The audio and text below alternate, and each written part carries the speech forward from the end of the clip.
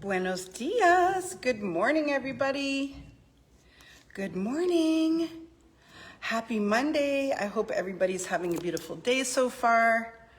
I'm sorry I'm a little bit late. There was construction here and it was so loud. Okay, I'm just going to go live on Instagram. When you jump on, please say hello in the comments. Welcome to Uncommon Ministry.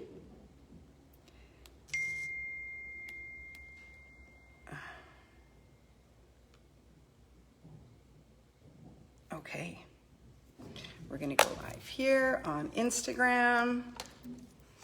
And that's so good right there. And now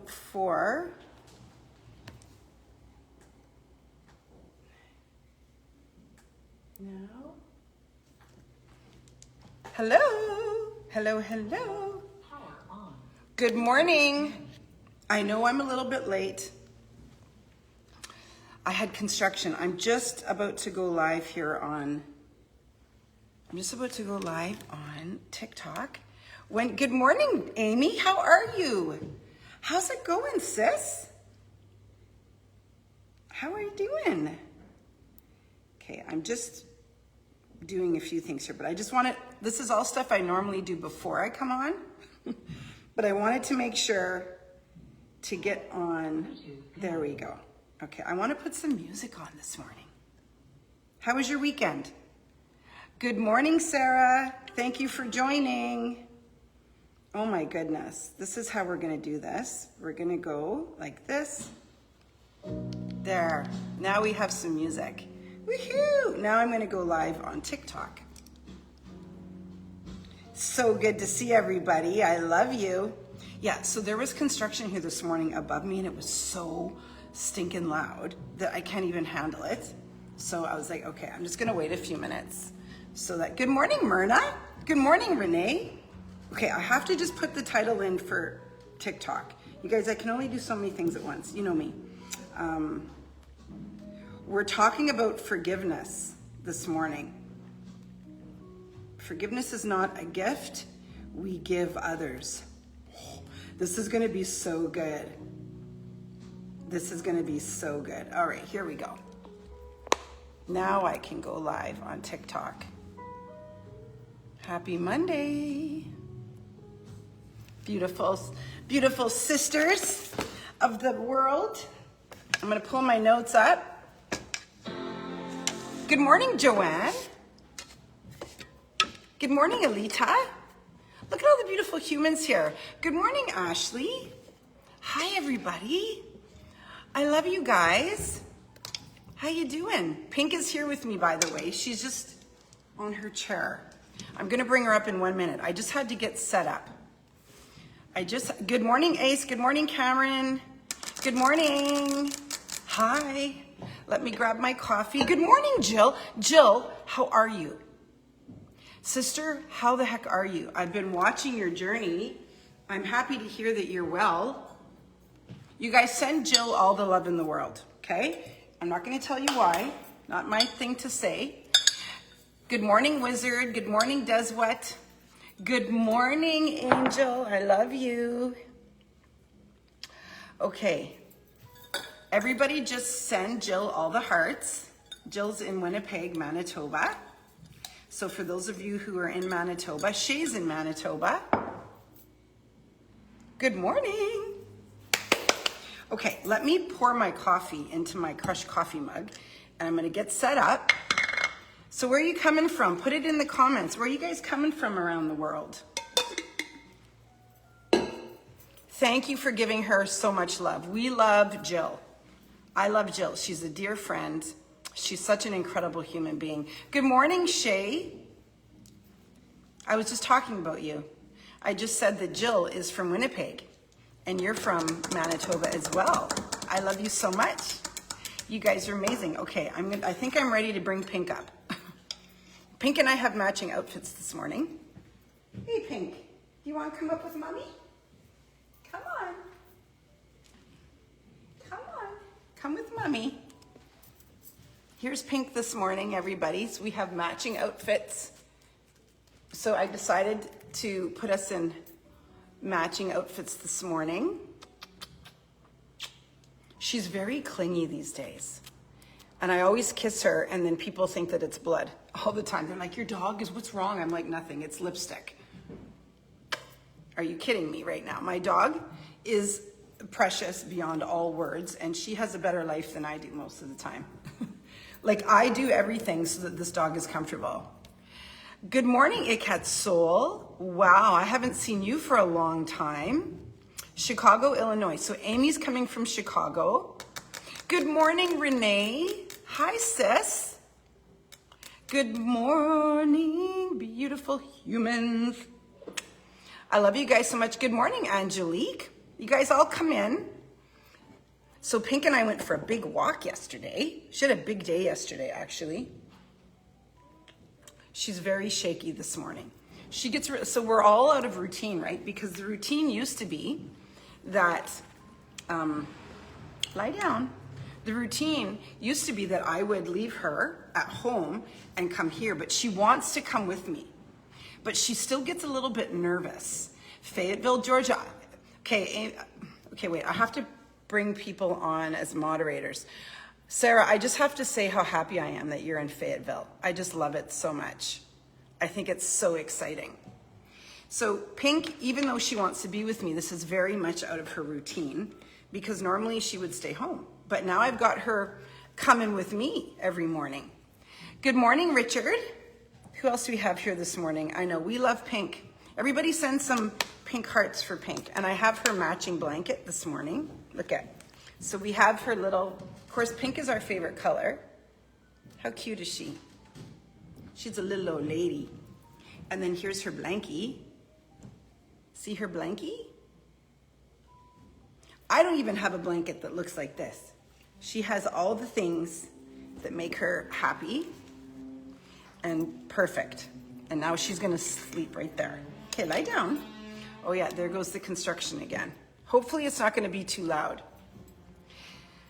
We served our first Sunday at Limitless yesterday. Oh my gosh, that's amazing. God bless you. It's gonna be such a good transition for you. I just know it. Good morning, Trini. Okay, you guys, when you jump on, please share this out to your community. I'm gonna try to get Pink to lie down, even though it makes me nervous because I have her on the counter. Good morning, Pat. So I have her on the cafe bar counter and it's very high. So I have to be really diligent with her so that she doesn't fall. Like, what's up with that, right? Okay, now she's lying down. You guys want to see her? Here's Pink. There's my laptop. There's Pink. I'll show everybody so that you see where she is. Oh, I can't really do it there. There's Pink. There's my laptop. We're here this morning together. I don't really know that I can show you guys. My hair is growing. I know, right? The thing about my hair too is that you guys, I've been growing my hair for like a year, just so you know. It seems like it's growing fast, but man, sometimes it feels like it's taking forever. So the kind of cool story about my hair, I'm just trying to find my notes. The cool thing about my hair, well, I don't know if it's cool, but I started growing my hair last year, and then my hairdresser colored it, and I love my hairdresser, so I'm just gonna say that early on. I love my hairdresser. She's amazing. She's been doing my hair forever. And shout out to all the hairdressers out there. You guys have the hardest job because if something doesn't go well, I can't even imagine what you go through. Like, if something doesn't work out, the hell that you must go through, I can't even imagine.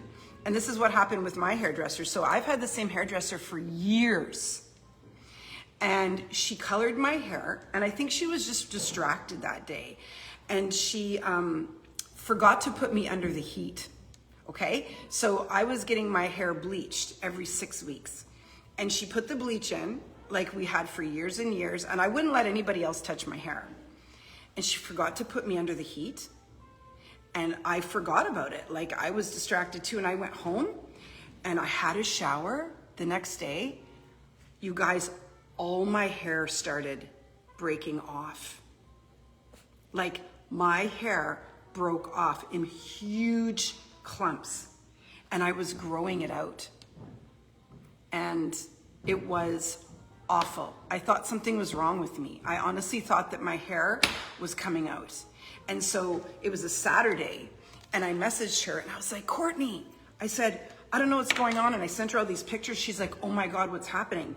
And I said, I think that we didn't put me under the heat. We figured it out.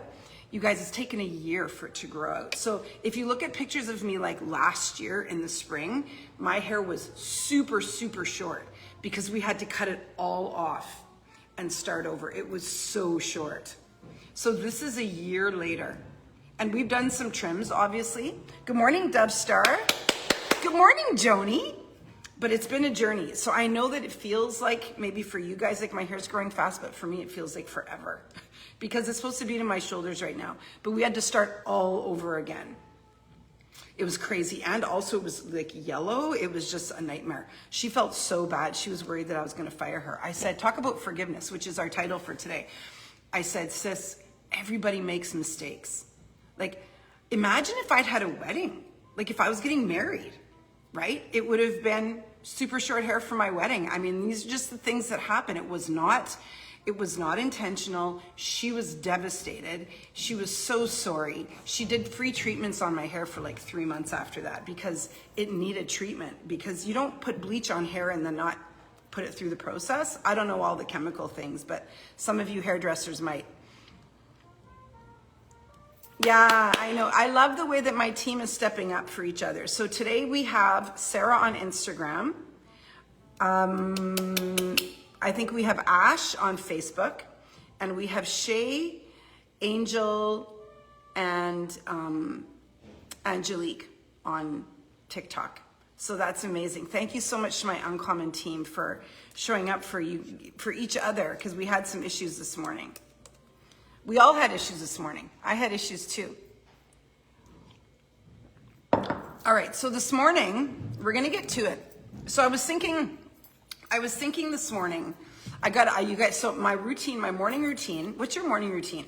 My morning routine is that I get up by the way, I don't have a candle. Can you believe it? My candle burnt out yesterday, like done. I was here doing work at the cafe yesterday, and I forgot to bring a new candle. So we're gonna be candleless this morning, which is devastating, but I do have my coffee. So we will be doing, good morning, Judy, 9:14.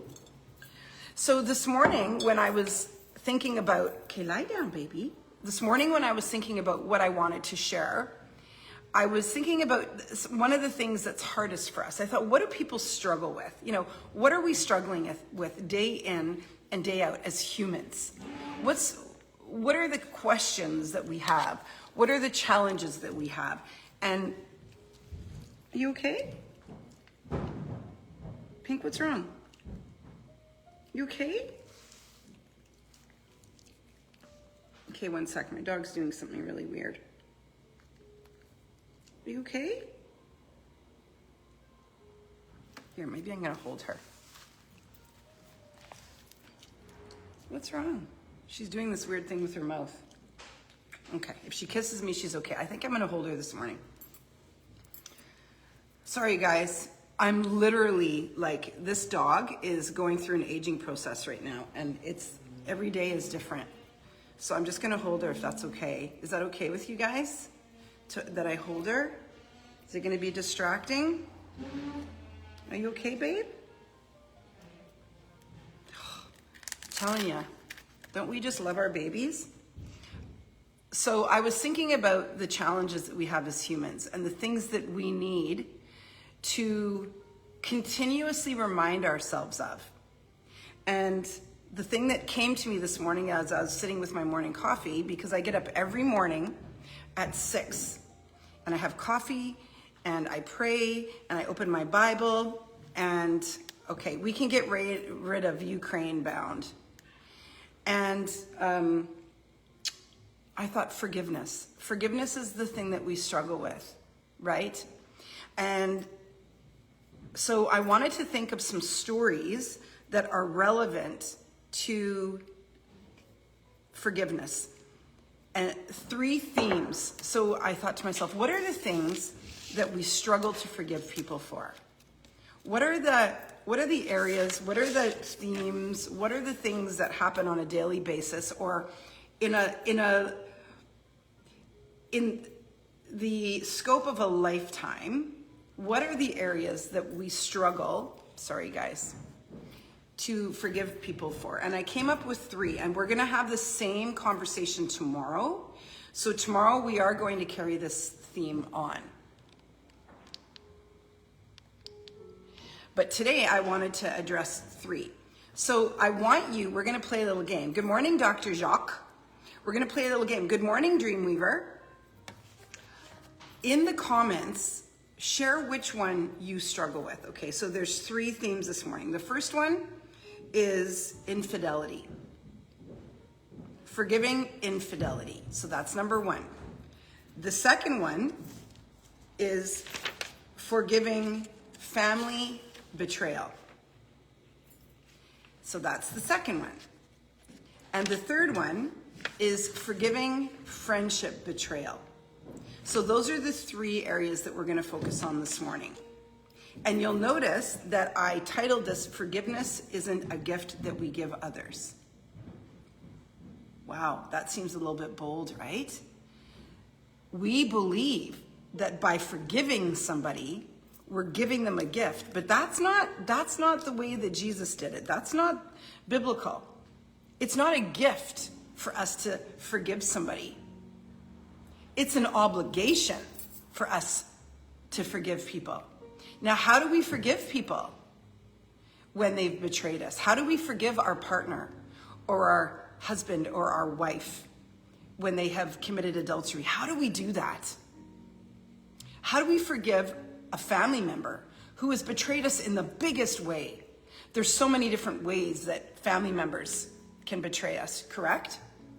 They could betray our trust with our bodies, right? This is a big one.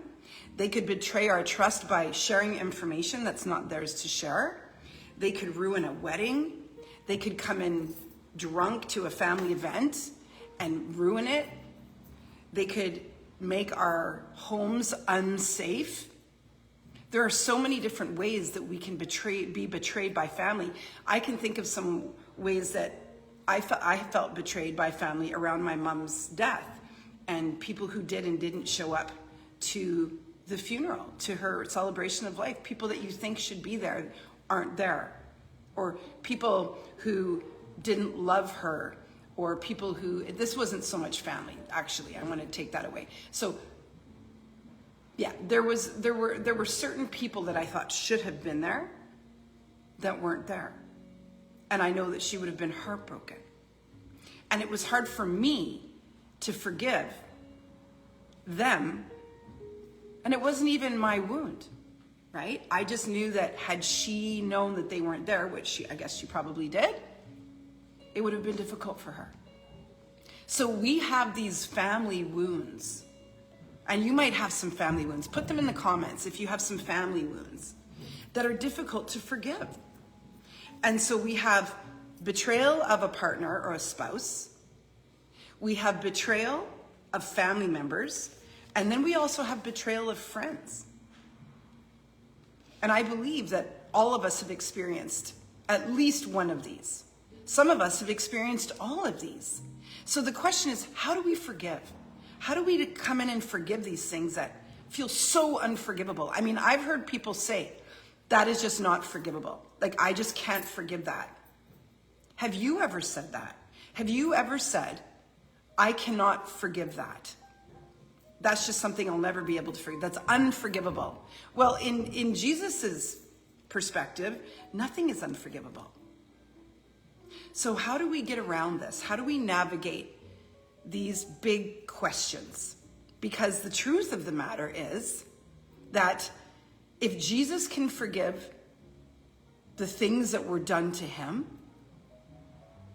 if Jesus can forgive the people that he faced every day that were just awful to him and awful to each other, people who betrayed him, people who betrayed others, if he was able to forgive those people so easily, why is it so hard for us? Isn't that the question of the day? Why is it so hard for me to forgive? You know, I've asked myself this question so many times. When something happens and it hurts my feelings or feels really uncomfortable, I think to myself, why is this so hard for me to forgive? Because the reality is, it's not about them, it's about me. I'm having a hard time forgiving because there's something that's been poked. There's something that's really challenging that I'm hanging on to. I remember when I was betrayed by a partner, and it's actually the reason why I do the work that I do today. And I've talked about this betrayal many times. I had a hard time forgiving him at the outset. And then it was easy because it led me to the work I do today. But there was a time when it was difficult for me to forgive him. Even though, you guys, even though I knew that that relationship had to end, even though I knew that the only way it would have ended is for him to betray me, and I was still angry. I was still having a hard time forgiving. So why do we have a hard time forgiving when it's clearly God opening the door and saying, it's time for you to exit. So I'm going to just put an obstacle in the way so that you can leave. I'm going to make this thing fall apart. I'm going to show you that this is not the path for you. I'm going to show you that there's a different way for you now. It might have been the way for you before, but it's not the way for you anymore. Remember, God has it all planned out. It wasn't a mistake that I went into that relationship. I needed to go into that relationship so I understood what abuse and trauma and pain and misalignment felt like. Because I had never really experienced that. And doing the work that I do today, I now understand that I needed to experience emotional abuse. I needed to experience living with a narcissist. I needed to experience the pain and the fear that comes with somebody saying, if you ever leave me, I'll kill you. I needed to understand what that felt like to do the work that I do today. And I've been doing this work now for almost 11 years. It'll be 11 years on June 1st. Oh, wait a minute. It is June 1st was my anniversary. How did I miss that? June 1st, 2015. Oh my gosh, that's crazy, you guys. June 1st, 2015 was my first day of coaching. So for 11 years. It's been 16 years and I've been an entrepreneur. For 11 years, I've been doing this work. But I could not have done the work that I do today. And I could not be stepping into the role that I've stepped into if I didn't go through that. So there's a perfect reason for me to forgive, if nothing else, because it grew me. Now, we shouldn't need a reason to forgive. This is the lesson, is that Jesus forgave people because that's what Jesus did. We shouldn't have to have a reason. But we're going to take baby steps here, right? So maybe if you're struggling forgiving somebody, something that I say today will land. I really hope it does. Because they say unforgiveness is like drinking poison and waiting for the other person to die. Shakespeare said that. Isn't that beautiful? Isn't it true? Because if we sit in unforgiveness, who suffers? Who's angry? Who's anxious? Who's distracted? Who's looking for reasons to be vengeful? Who hasn't moved on? Us. The people who are waiting for our forgiveness, or who we think are waiting for our forgiveness, are often remarried. They're happy. They don't think about us anymore. They have moved on. And yet here we are stuck in unforgiveness.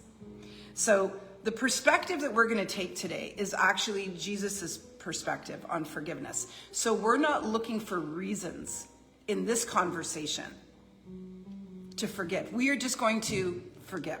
We're just going to look at 3 different examples of how Jesus just forgave. So make sure to share this out to your community. This is a powerful conversation because I know that there are people here who are hanging on to unforgiveness. Maybe put a heart in the comments if when you dig deep down, there's something that you just have not forgiven. When you walk by somebody on the street, you don't even look at them. You just act as if they don't exist. Is that what Jesus would do? Is that forgiveness? We're going to talk about the difference between forgiving and staying, and forgiving and untying the knot. We're going to talk about that. We're going to talk about the difference between the way that humans look at forgiveness versus Jesus and how he looked at forgiveness. All right, so I got to open up my notes.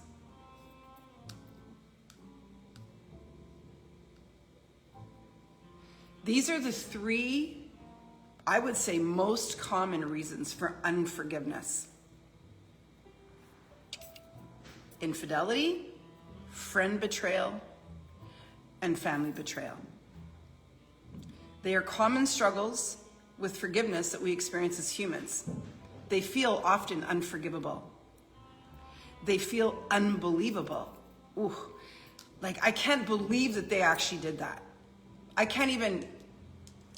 can't believe that that's happened to me. I don't deserve this. I don't believe this. They feel unloving. How could somebody say that they love me and betray me? Have you ever betrayed? Okay, so let's flip it. Have you ever betrayed somebody that you love? Have you ever cheated on somebody that you love? Have you ever betrayed a friend? Have you ever hurt a friend? Have you ever said anything unloving to somebody that you love? When we look at it from that perspective, it's easy for us to see that actually we can love people and still hurt them. Now, this doesn't give us permission to love them and hurt them, but it happens. It is believable. And it can be just simply an error in judgment. It doesn't mean that we don't love them. I've been in all of those situations. And I'm telling you, I loved people that I hurt. And when I look back on my life, I can say that the times when I have hurt other people, people that I loved, wasn't about them. It was about me. Thank you for the follow, Dude Douglas. It was about me. Me hurting somebody who I loved wasn't because they weren't loving me well. That wasn't the reason. Whether they were or they weren't isn't even the point. It's that I didn't know how to navigate it. I didn't know how to navigate the hurt or the pain that I was experiencing in that moment. Okay, she's sleeping. She just loves to be held. I just want to be held. That's my dog. But through these stories that we're going to look at, we're going to look at three stories. We're going to look at the adulteress, we're going to look at the prodigal son, and we're going to look at the disciple who betrayed Jesus and Jesus called back into ministry. We're going to look at these three stories. And what we will learn from these three stories, are you ready for it? It's really hard. It's really difficult for us to accept. No sin is unforgivable. In the eyes of Jesus, no sin is unforgivable. So, here's what's important. If we are children of God, if we are followers of Jesus, this is Uncommon Ministry. So this, of course, is my ministry call for people who are God curious or strong in their faith or coming back to their faith. In order for us to continue to grow as children of God, we have to accept this, that there is no sin that is unforgivable. We see all of them in the Bible, and all of them are forgiven. And the reality is, it's not up to us to decide if it is or it isn't, because we are not king. We are the children of the king. Why do we act like we are the ones to make the rules? Why do we walk this earth acting like it's up to us to tell people whether they are or aren't worthy? It's not. We have to get off of our high horses. We really do. What we want is revenge. What we want is restitution. What we want is perfect restoration. What we want is to make people pay for their sins. But that is not how Jesus lived, nor is it how he wants us to live. So baby, this is where we're going this morning. Are you ready for it? Put ready in the comments if you're ready for it. I believe that when we are done this call, you will go and forgive somebody. I believe that when we are done this call, when I share with you these stories and remind you of the power of Jesus's desire, he desired to forgive people. He wanted to forgive people. He lived to forgive people. True, and he died to forgive people. When we see that Jesus was able to forgive people who sent him to the cross to die, to be hammered by nails alive to a cross made of wood. If he can forgive that, is there anything that you cannot forgive? That's the question. Because that's the ultimate betrayal. I still have that filter on. I don't know how to fix it, you guys. I'm gonna have to play with this. I promise tomorrow it won't be there. Okay?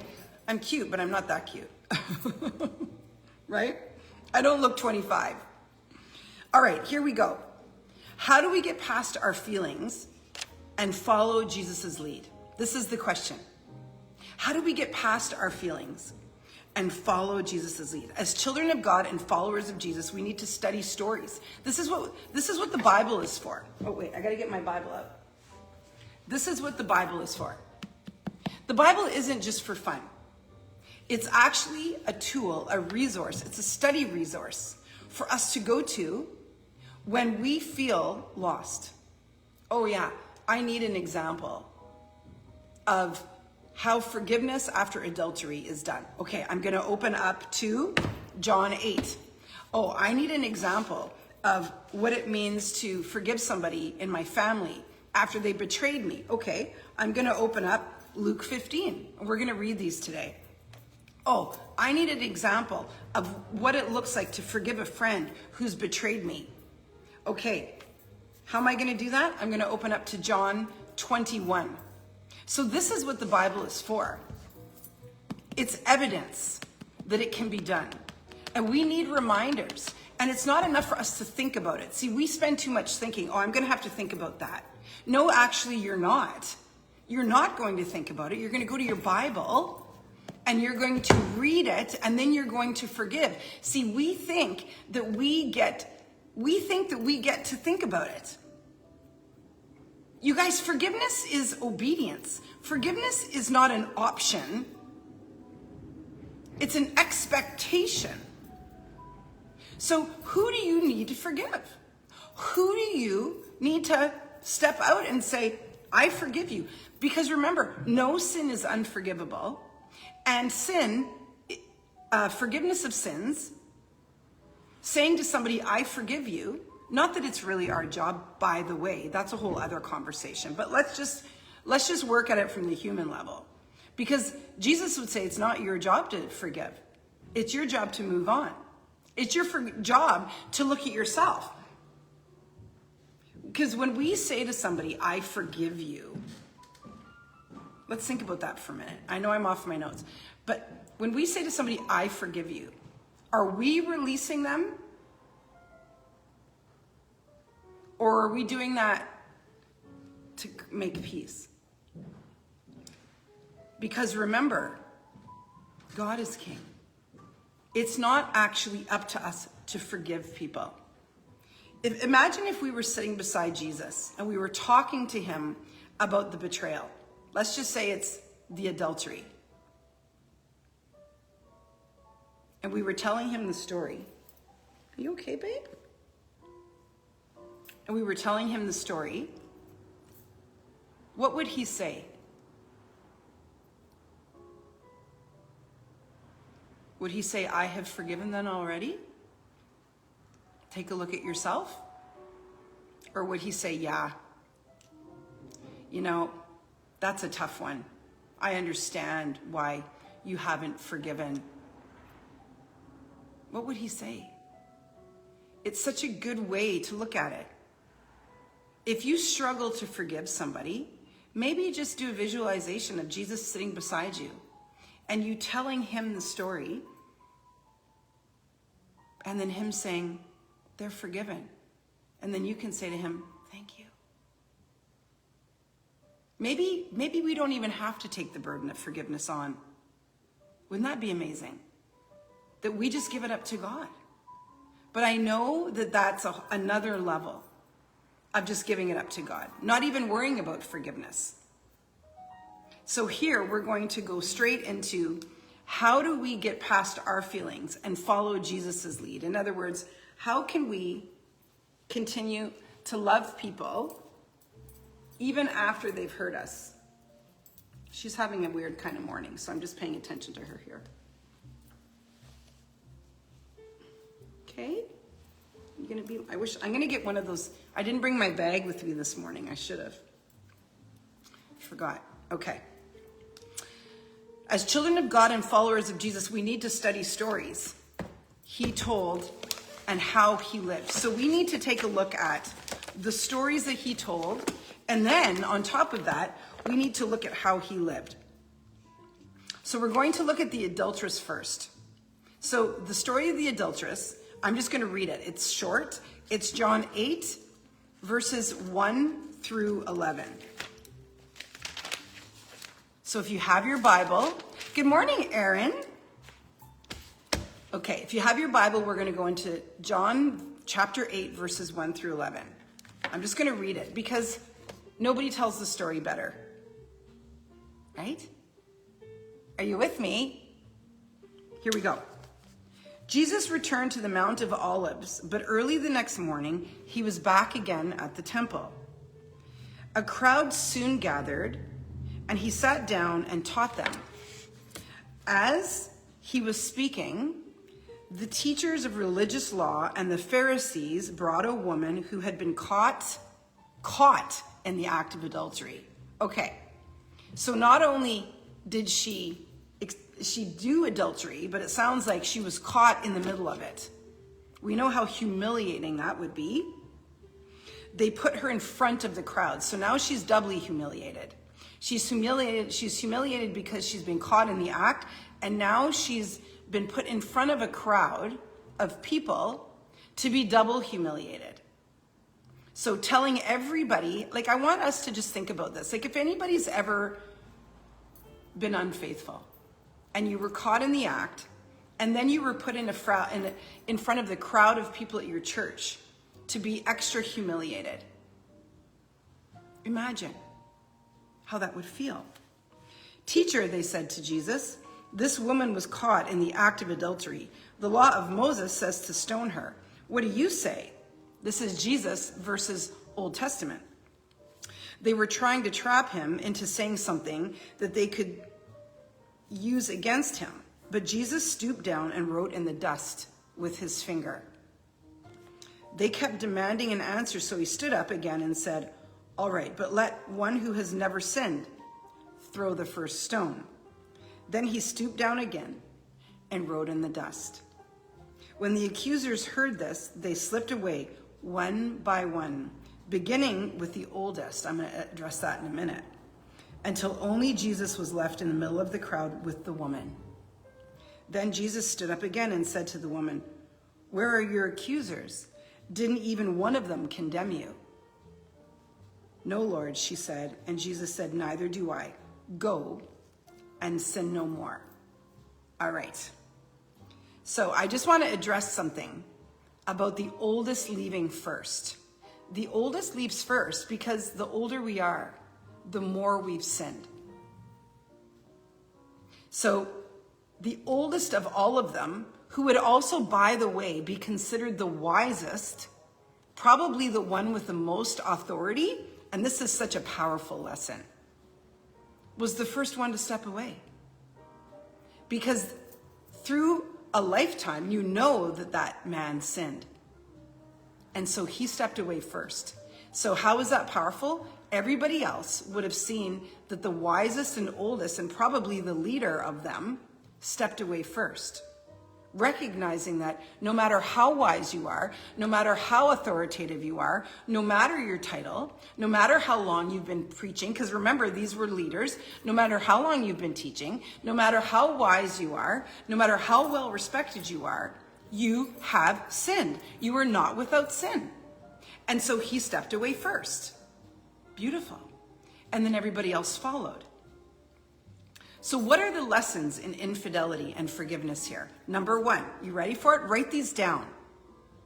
Because even if this isn't something that you've experienced, maybe you can share it with somebody else. Maybe you can teach this out to somebody else. Or if you have experienced infidelity and you have yet to forgive, meaning that you've been on the receiving side of it, maybe it's time now to let it go. So number one, in God's eyes, all sins are equal. He says, let he who is without sin cast the first stone. Notice that he didn't say, let he who has committed adultery cast the first stone. Or let he who has not committed adultery cast the first stone. He clumps all sin together. He clumps all sin together. In other words, if you want to accuse this woman and beat her or bring her down with stones, you must have committed not one sin. Wow. To God, all sin is equal. That's powerful. Number two, no sin is unforgivable. Whether you lie, whether you steal coins from under somebody's bed, or whether you cheat on your spouse, no sin is unforgivable. So when we say to people, that's unforgivable, I can't forgive you for that, you're playing God. And unless you've done something magical, unless you have supernatural ability to be sinless, unless you've been anointed by God to be the next Jesus, be careful with your words. Because if you claim to the world that something is unforgivable, you better not have sinned. Powerful. These are just little reminders. These are the things that are between the lines in this story, but yet good reminders for us as we move forward as children of God, yes?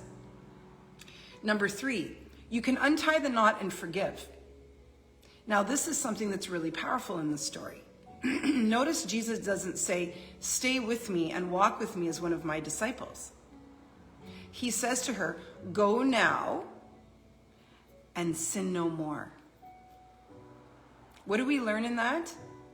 All sins are forgivable, but we don't have to stay.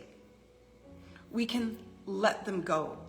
So, great example, if you've been betrayed by a partner, if your husband or your wife or your girlfriend or your boyfriend has betrayed you, they have cheated on you, you can forgive and let them go. Forgiveness does not mean that they have to stay or that you have to stay. When my partner cheated on me, I kicked him out of my house and I forgave him. And it took me some time, but I forgave him. And I also created a boundary. I actually got a restraining order. He was not allowed to be in my world at all. He wasn't allowed to be, 30 or 40 feet from me. He wasn't allowed to drive by my gym. He wasn't allowed to walk down the sidewalk. He wasn't allowed to look in the windows. I forgave him and I let him go. So the invitation here is for you to forgive the person who wounded you so deeply. But Jesus doesn't keep everybody in his inner circle. So it's okay to say, I love you, I forgive you, and this just isn't going to work. There's nothing wrong with that. You're not a bad person if you say, my inner circle has a boundary around it, and for whatever reason, I forgive you, but this just isn't going to work. We get to do that, and we get to do it with confidence because Jesus did it. So don't be afraid to step into your own authority. I talked about authority last week. Step into your authority. Authority, a strong leader forgives and knows their boundaries. So you get to do that. All right, so now we're moving on to the prodigal son. Okay, the prodigal son is family betrayal. I'm going to move quickly through this. So the prodigal son is Luke 15, 11, Matthew, Mark, Luke. Matthew, Mark, Luke, and John. Acts and letters of the Romans. Okay, Luke 15. Verses 11 through 32. Here we go. To illustrate the point further, Jesus told them the story. A man had two sons. The younger son told his father, I want my share of your estate now, before you die. So his father agreed to divide his wealth between his sons. A few days later, his younger son packed all his belongings and moved to a distant land. And there he wasted all his money in wild living. About the time his money ran out, a great famine swept over the land, and he began to starve. He persuaded a local farmer to hire him, and the man sent him into his fields to feed the pigs. The young man became so hungry that even the pods he was feeding the pigs looked good to him, but no one gave him anything. When he finally came to his senses, he said to himself, at home, even the hired servants have food enough to spare, and here I am dying of hunger. I will go home. Thank you for the hearts. I will go home to my father and say, Father, I have sinned against both heaven and you, and I am no longer worthy of being called your son. Please take me on as a hired servant. So he returned home to his father, and while he was still a long way off, his father saw him coming, filled with love and compassion. He ran to his son, embraced him, and kissed him. His son said to him, Father, I have sinned against both heaven and you. I am no longer worthy of being called your son. But his father said to the servants, quick, bring the finest robe in the house and put it on him. Get a ring for his finger and sandals for his feet. And kill the calf we have been fattening. He must celebrate with a feast. For this son of mine was dead and has now returned to life. He was lost, but now he is found. So the party began. Meanwhile, the oldest son was in the fields working. When he returned home, he heard music and dancing in the house, and he asked one of the servants what was going on. Your brother is back, he was told, and your father has killed the fattened calf. We are celebrating because of his safe return. You guys ready for it? This is where the story gets really good. The older brother was angry and wouldn't go in. His father came out and begged him, but he replied, all these years I've slaved for you and never once refused to do a single thing you told me. And in all that time, you never gave me even one goat for a feast with my friends. Yet when the son of yours comes back after squandering your money on prostitutes, you celebrate by killing the fattened calf. His father said to him, look, dear son, you have always stayed by me, and everything I have is yours. We had to celebrate this happy day, for your brother was dead and has come back to life. He was lost, but now he is found. That is so good. Okay, what does all of that mean when it comes to betrayal, when it comes to forgiveness, when it comes to stepping back and looking at the big picture? Open hearts are better than prideful ones. In this story, the father says, listen, I'm not celebrating you, but you've had everything all along. I love you and I've given you everything. I'm not having a party for you, but you've had access to my love all of this time. But the son who was lost and is now found has opened his heart back up to love. And that's something to celebrate. God wants us not to be prideful or jealous, but to be open-hearted. This makes me think of all of the people in church, all the churchy people, all the churchy Christians who are so prideful. Oh, I've been celebrating and going to church for 30 years. I'm so wonderful.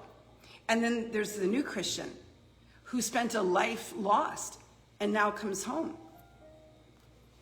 one doesn't have more value than the other. Yet, we get so self-righteous. It's powerful. That person who has been living the life that has been lost, in God's eyes, is equal to us. God has no timeline. This son says, I've been with you all of this time. Remember that Jesus is telling the story. He's teaching a lesson. Yeah, you've been with me all along, but this person has come home and I'm celebrating them. It doesn't matter how long you've been a Christian. It doesn't matter how long you've been serving God. That means nothing. What matters is that you have a good heart. Number 3, God's forgiveness is fast and sincere. He didn't notice that the father didn't say, where were you? What were you doing? Explain what's been going on. I want to sit down and have a conversation with you. Let me think about it. He doesn't do that. He just says, go kill the fattened calf. Let's celebrate, for my child is home. How often do we make people explain themselves to the point where the point is lost? It's not up to us. That's God's work. Okay, now the last one is the friend fracture. So I want to make sure to get to this before we head out. I can't believe it's already 10:26, but I started late, so I'm going to stay on 10 minutes instead of 5. All right. I started at 9:35 and I'm going to stay till 10:35 because I have about 10 minutes here. So if you need to leave, mods, I totally understand. Oh, look at my little girl. You okay? She's having a good morning. She's okay now. So the friend fracture, here's the story. Jesus knew that he would be betrayed by one of his disciples 3 times. And they would deny that they knew Jesus when the soldiers were coming to take Jesus away. So Simon Peter, who was one of Jesus's disciples, actually betrayed Jesus 3 times. So he knew that it would happen. He called it, he said it to him, and then Simon Peter actually betrayed Jesus 3 times. Now, Simon Peter was in Jesus's hot circle. He was one of the 12 disciples. So he was considered a best friend. He was considered a brother. He was considered one of the people that Jesus leaned on for support. He was one of the people that got to witness. I'm just trying to show you. He was one of the people that got to witness all of the miracles. Imagine having the honor. Imagine being chosen of all of the people in the world to be one of the 12 people that sat with Jesus. And yet you still betray him. So when Jesus dies and is resurrected, he sees his disciples a few times before he ascends. And on the 3rd time, he sees Simon Peter. And some of the disciples are out in the boat and they see Jesus on land. Now, Simon Peter has not yet spoken to Jesus. And yet Jesus is on land, and Simon and 2 of the disciples were in a fishing boat because they went back to fishing after Jesus died. They didn't know what to do with themselves. They were so confused and so lost. And so Simon Peter saw Jesus on land and he jumped out of the boat, you guys, and he swam to shore. And Jesus said to him, "Do you love me?" 3 times. And each time, Simon Peter answered with, "Yes."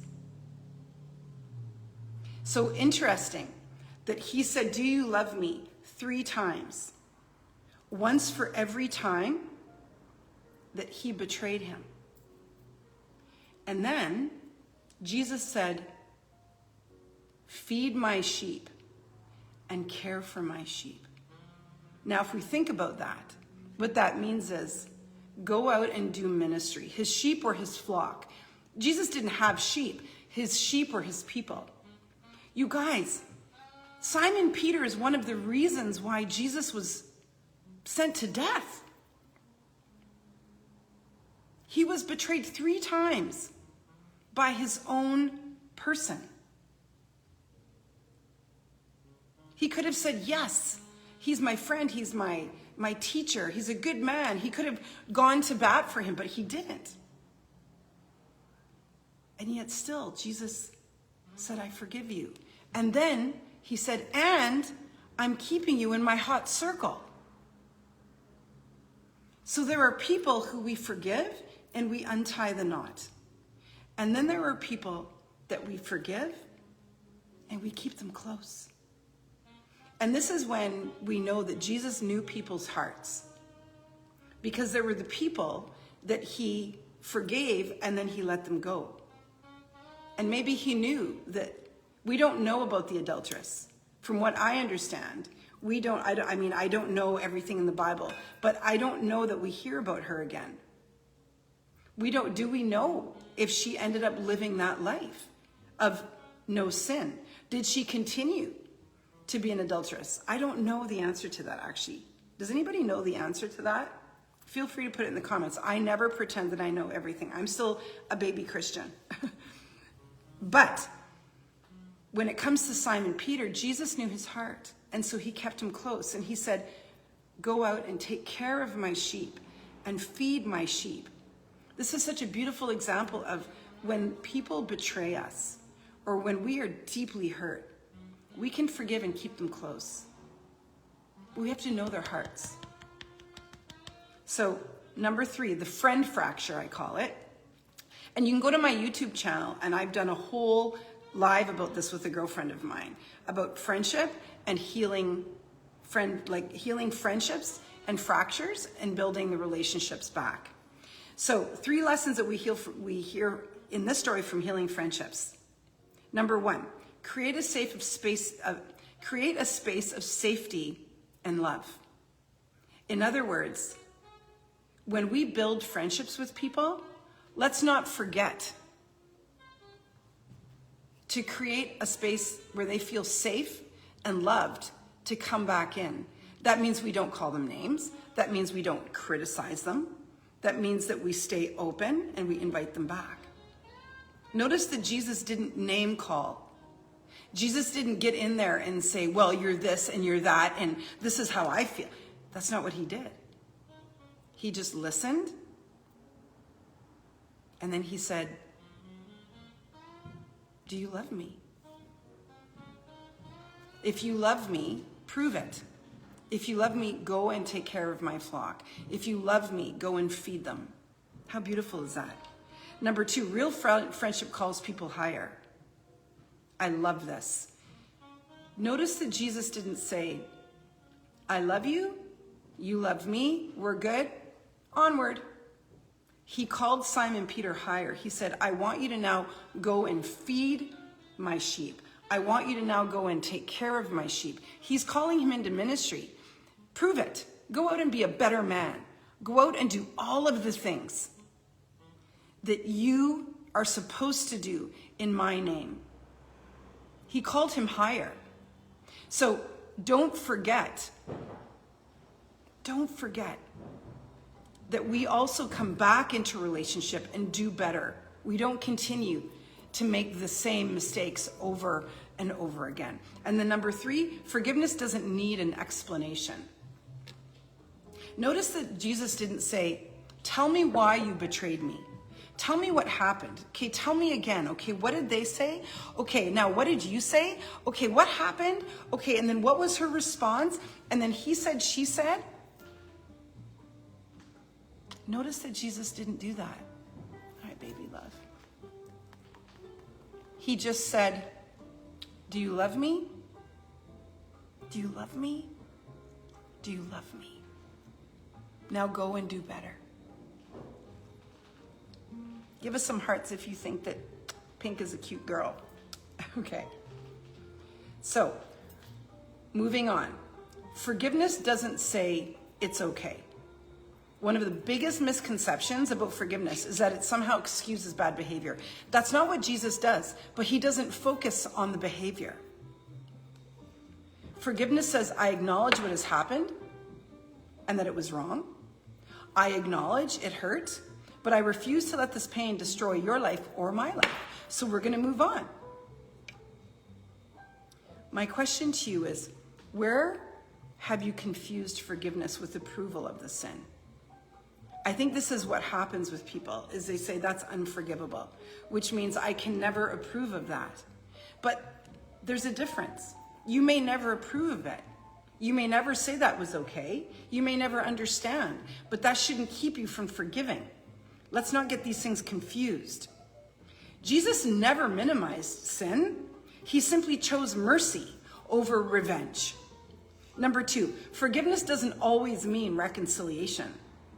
This is so important for us to remember, especially as women, as people pleasers, as people who don't want to ruffle feathers, or you don't want to make things worse than they already are.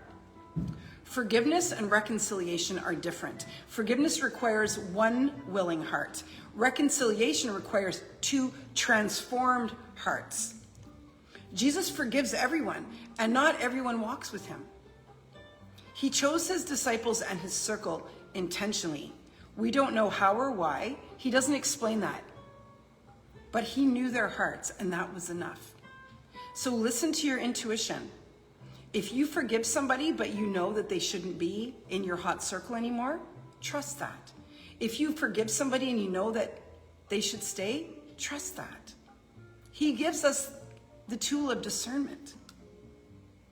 You can forgive someone and still maintain healthy boundaries. Forgiveness says, I release you. Wisdom says, I don't have to give you unrestricted access again. So forgiveness is saying, I release you. Whatever the sin is, it's gone. I'm not going to continue to focus on it. But wisdom says, but I don't have to give you unrestricted access. You don't just get to come in all the time now and say what you want to say and do what you want to do. That's where the boundary is. This is especially important in sisterhood, leadership, and relationships. If you have a business, remember that.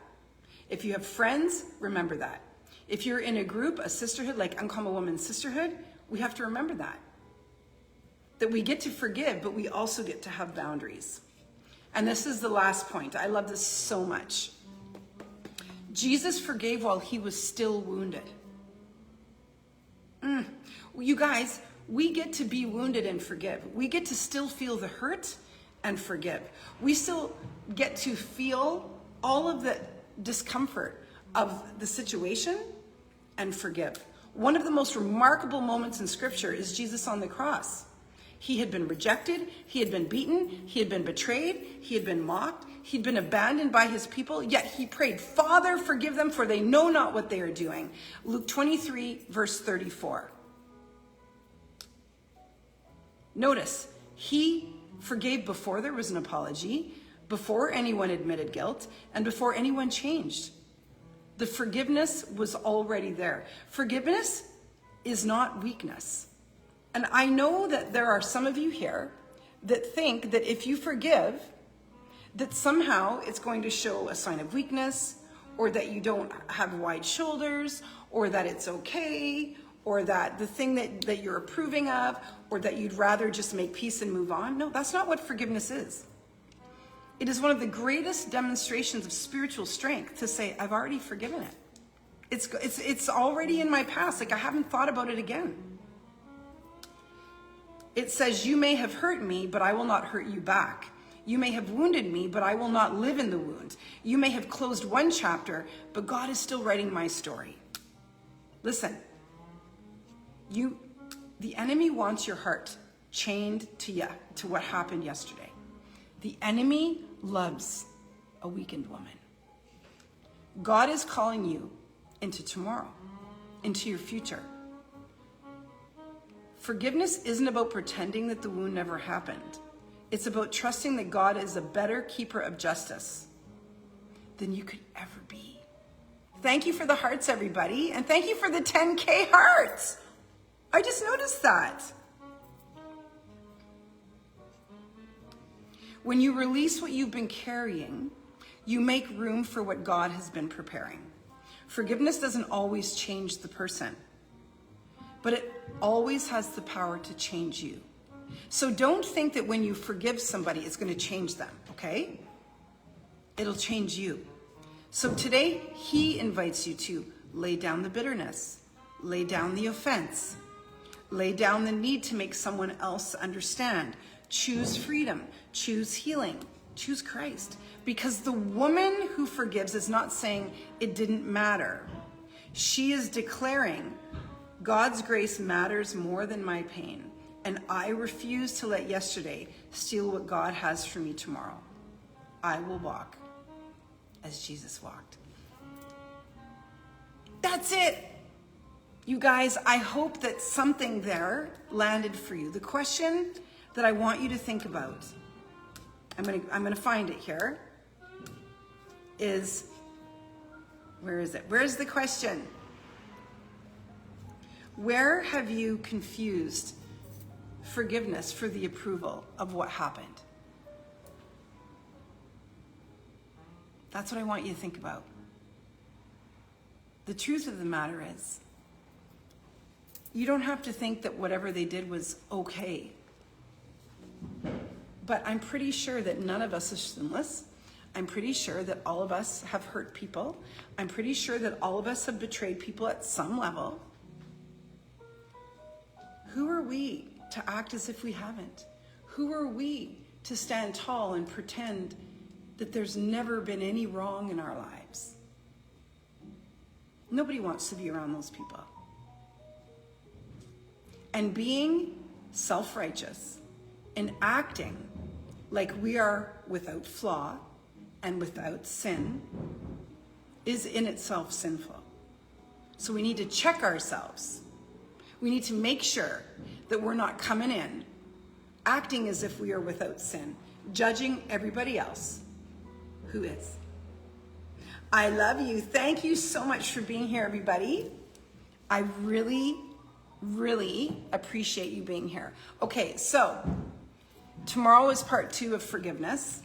So and then we have no call on Wednesday because Wednesday is Canada Day and I'm in Canada and I'm taking a holiday.